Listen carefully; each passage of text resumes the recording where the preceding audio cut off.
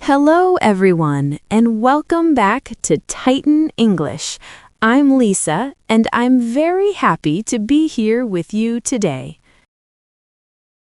In this episode, we are going to learn English through a mystery story. It is a story about a young woman, a quiet house by the sea, and a secret from the past that slowly comes into the light. This story is written in simple English, so it will help you improve your listening, learn useful words in context, and enjoy the story at the same time. Please listen carefully, relax, and try to imagine each scene in your mind. Before we begin, please like this video, share it with your friends, and subscribe to Titan English to support the channel. Thank you so much. And now let's begin our story.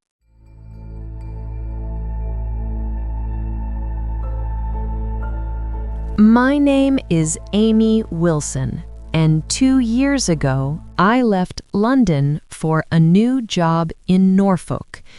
It was my first real job, and I felt both nervous and excited about starting a new life. I was going to work for a family called the Harveys. My job was to help in the house and take care of the 2 children every day. The children's mother, Katherine, had died 2 years earlier. Their grandmother was old and had trouble walking, so the family needed someone kind and responsible to help at home. I drove north in the late afternoon, but the weather was terrible. The sky was dark, the wind was strong, and the rain hit the front window of my car so hard that it was difficult to see the road. I wanted to arrive early and meet the children before bedtime, but because of the storm, it was already night when I finally reached the small town near the sea. I drove slowly along the road by the water. Then suddenly I had to stop because a large tree had fallen across the road and completely blocked the way. I got out of my car and looked at the tree. It was far too big and too heavy, and I knew there was no way I could move it by myself. A few moments later, another car stopped behind me. A tall man got out and walked toward me through the wind and rain. He looked about 30 years old, and he had kind blue eyes. He asked me where I was going, and I told him I was trying to get to a place called Beach House. He nodded and said he knew the house well. Then he explained that I would not be able to drive there that night because the road was blocked and dangerous. He introduced himself as Nick Watson. He said he lived at a farm nearby, and he offered to take me through the fields on foot. I did not know him, but he seemed friendly, calm, and confident. Because I had no better choice, I agreed and followed him back to his farm. We left my car there and started walking across the dark fields. The wind was cold, my coat was wet, and my shoes sank into the soft ground. But Nick kept moving forward as if he knew the way perfectly. After about 10 minutes, we reached a large white house near the sea. Lights were shining from the downstairs windows, and the house looked quiet, strong, and lonely in the storm. A man opened the front door before we could knock. His face was serious, and he looked tired, as if he had not smiled for a very long time. This man was Duncan Harvey. I quickly told him my name and apologized for being late because of the bad weather and the blocked road. Nick explained what had happened, but Duncan did not thank him. In fact, his face became colder, and I immediately felt that something was wrong between the two men. Duncan's mother was in the kitchen. She had white hair, walked slowly with a stick, and spoke much more kindly than her son did. She welcomed me and gave me something hot to eat. While I sat there trying to relax, she quietly told me not to worry because Duncan was not angry with me. Still, I could feel the tension in the house.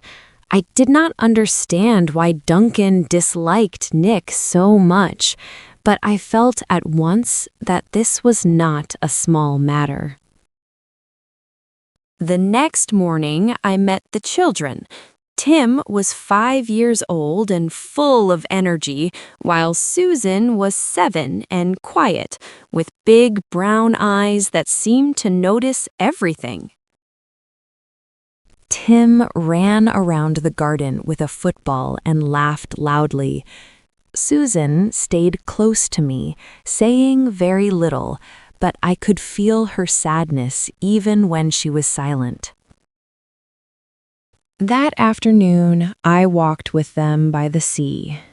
The weather had changed, and the sunlight made everything look peaceful, bright, and almost beautiful enough to forget the sadness inside the house.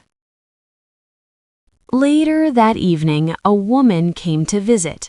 Her name was Juliet, and she was Katherine's sister. Juliet had long, dark hair and beautiful dark eyes.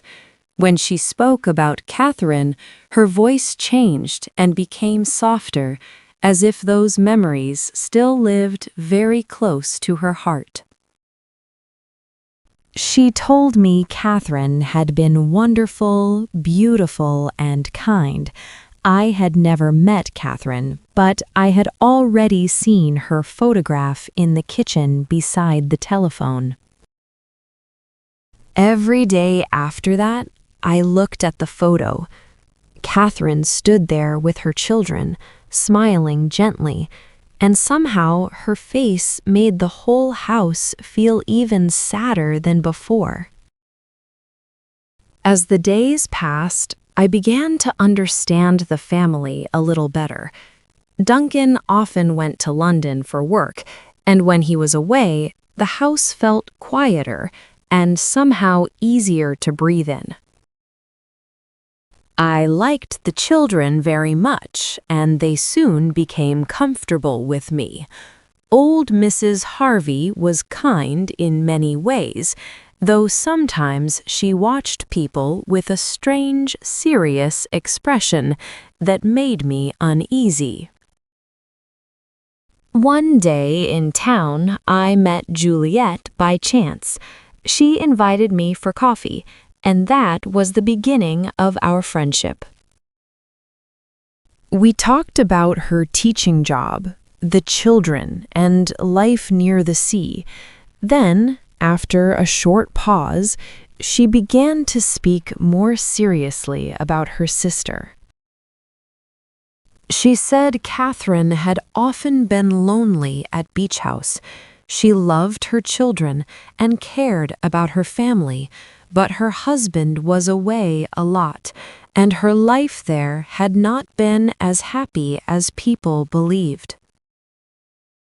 Juliet told me these things quietly, as if she had kept them inside for a long time.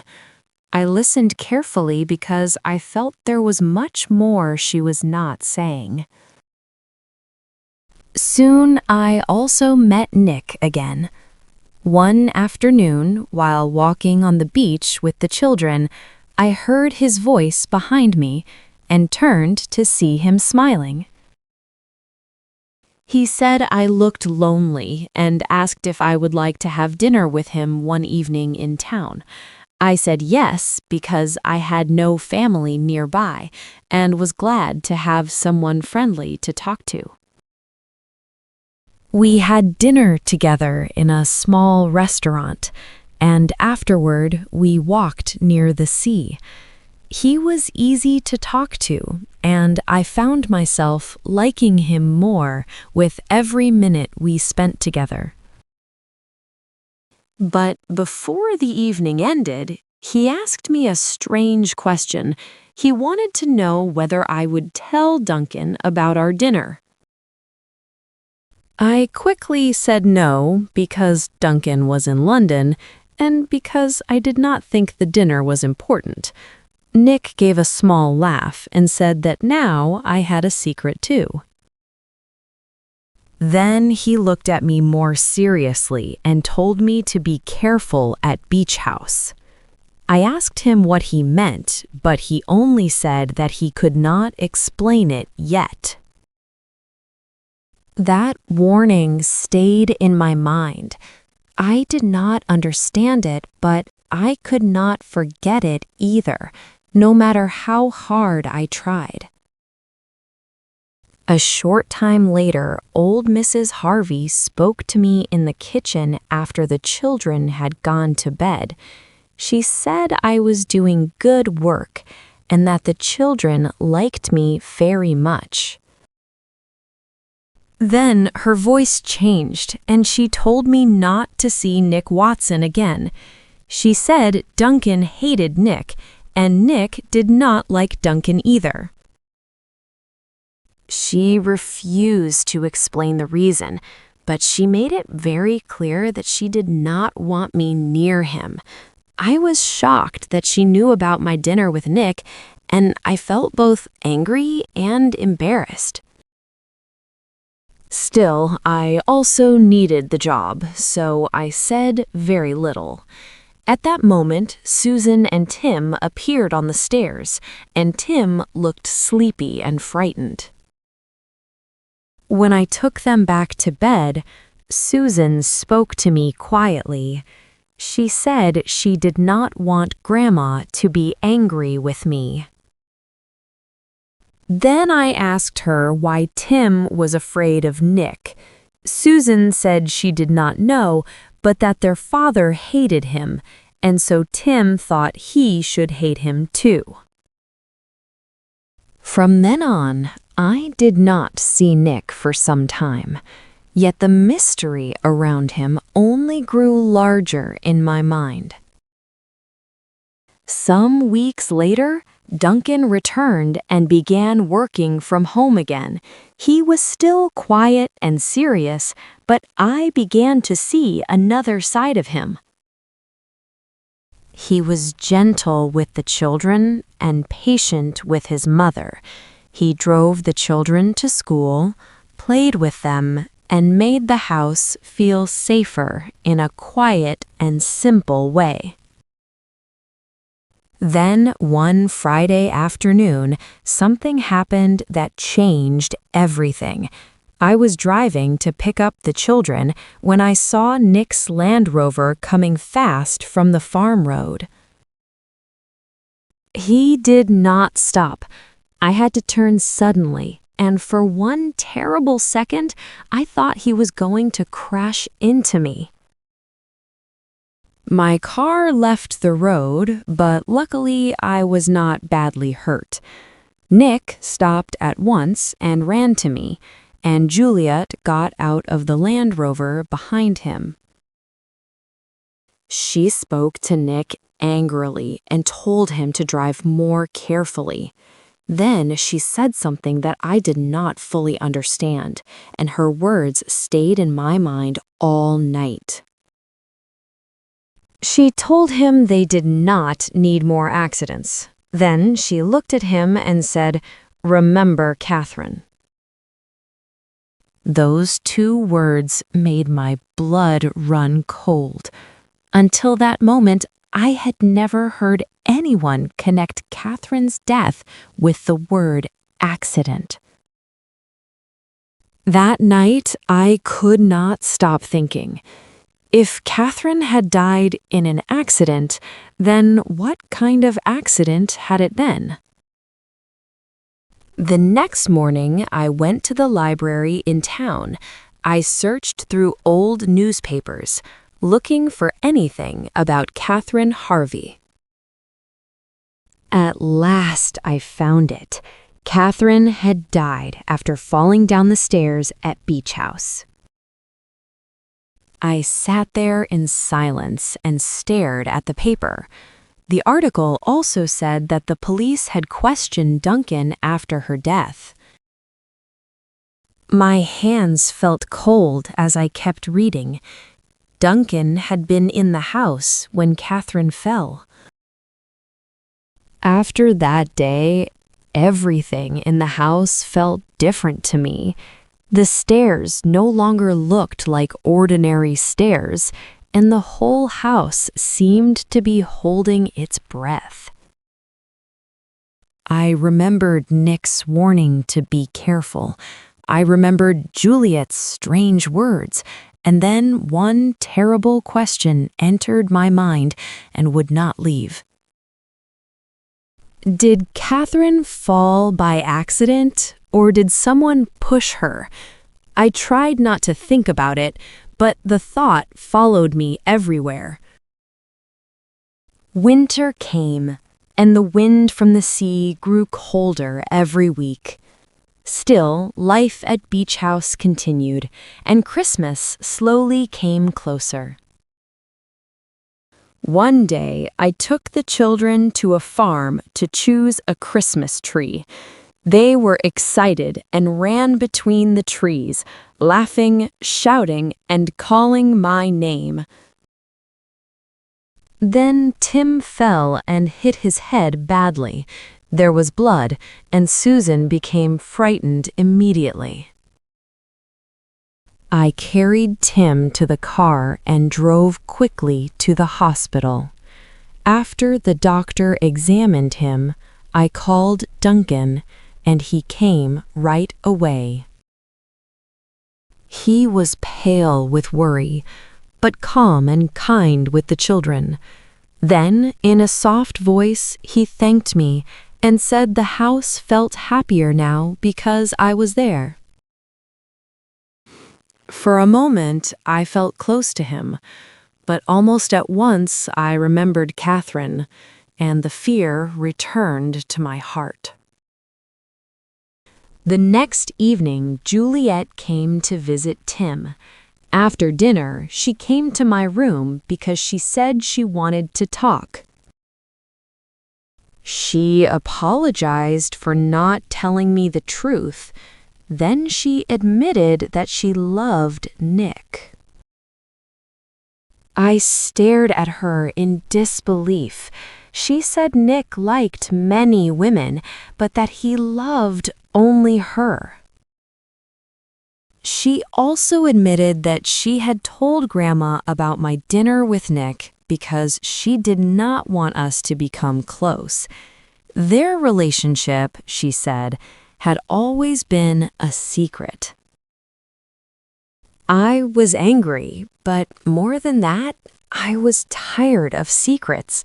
So I asked her directly why she had never told me about Katherine's death. Juliet's face changed and her voice became hard. She said no one in the family talked about Katherine's accident. Then she looked at me and said something I would never forget. She said I was not one of the family, so I was not going to fall down the stairs. The next day, I called Nick. I told him I needed to talk, and we agreed to meet on the beach. The afternoon was cold and gray, and the sea looked dark under the winter sky. I waited there with the wind in my face, feeling both foolish and afraid. At last, Nick arrived. I asked him what he knew about Katherine's accident and why the police had questioned Duncan. Before he could answer, Duncan came down the hill toward us. His face was tense, and the air around the three of us suddenly felt full of danger. Nick accused Duncan and demanded the truth about Katherine. Duncan, angry and hurt, said that Katherine had wanted to leave him and go away with Nick. Nick denied loving Katherine. He said they had only gone out a few times and that she had been lonely, but that was all. Then Duncan said something that shocked me deeply. He said Nick loved Juliet, not Katherine. In that moment, I understood how cruel and sad the whole story had been. Katherine had wanted to leave her husband for a man who did not truly love her. I could not listen any longer. I turned and walked away from them, feeling sick, cold, and completely lost. A little later, Duncan came after me. He said Nick was not the right man for me and that I deserved someone better. Then, slowly and heavily, he told me his version of the truth. Katherine had said she was leaving him, and after that he had run downstairs in anger.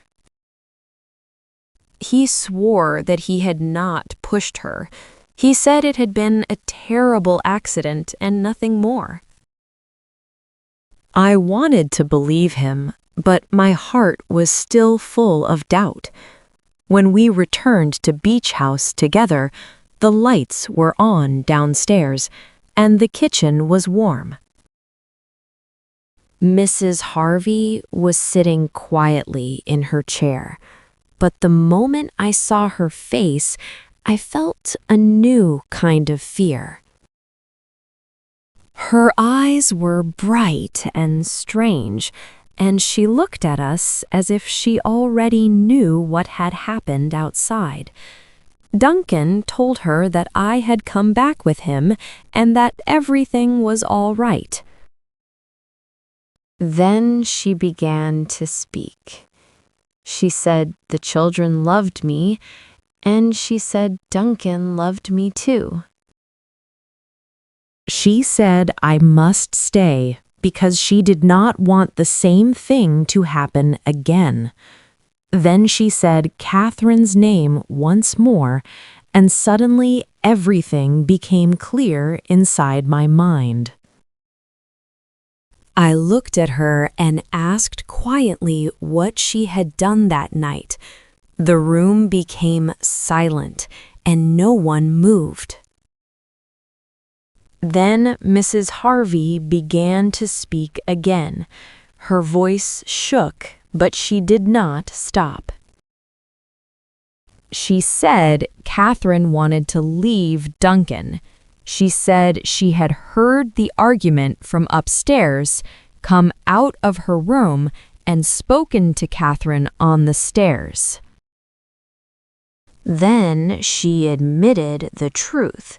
She had pushed Katherine with her stick. At first I could not breathe. Mrs. Harvey was crying, but the words continued to come out as if she had waited too long to hold them inside any longer. She said she had not meant to kill Katherine. She only wanted to stop her from leaving Duncan and the children behind. but Katherine fell down the stairs and died. After that, Mrs. Harvey went back to her room and no one knew the truth. Duncan stood there in complete shock. Then, in a tired and broken voice, he said he would have to call the police. He also said he would have to speak to the children and that everything from then on would be painful and difficult. I could see how deeply the truth hurt him. Then he turned to me and asked if I was going to leave Beach House. I looked at him, and for the first time, there were no more questions in my mind. The truth was terrible, but the mystery was over. There was nothing hidden in the house anymore, and the fear that had lived there for so long had finally been named. So I told him no, I was not going to leave. The children needed help, and he needed help too. He said he needed me in his life, not only in the house. He asked whether we could still be happy after everything that had happened. And I told him yes. I said things could become better now, because the truth had finally come into the open. That night, for the first time since I had arrived at Beach House, I felt that the future might be different from the past. The pain was still there, but fear no longer ruled the house. And that is how the story ends. A house by the sea, a secret from the past, and a truth that changed everything. Thank you so much for listening to this story with me today on Titan English. I hope it helped you practice your English and enjoy learning through storytelling. Please write in the comments, do you think Amy was right to stay at Beach House? And which word or sentence from today's story did you learn best? If you enjoyed this episode, please like, share, and subscribe to Titan English for more English stories, conversations, and listening practice. Thank you again for being here. Take care, keep learning, and I'll see you in the next episode. Goodbye. Bài học đến đây đã kết thúc rồi. Đừng quên luyện tập bài học hàng ngày để kỹ năng tiếng Anh của bạn ngày một tiến bộ nhé. Chúng tôi hy vọng bạn thấy bài học hữu ích. Chúc các bạn học vui và một ngày tốt lành.